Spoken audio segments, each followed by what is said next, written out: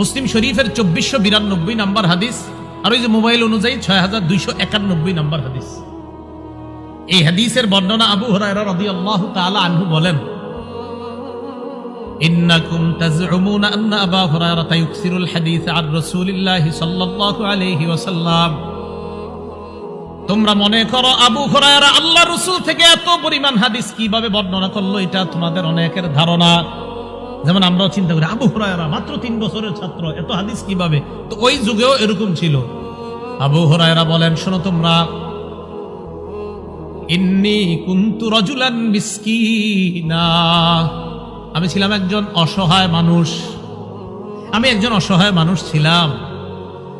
Canal মুহাজিরুনা ইয়াশগুলুহুমুস সাকু বিল আসওয়াক, মুহাজিররা বাজারে ব্যবসা বাণিজ্য নিয়ে ব্যস্ত থাকতো।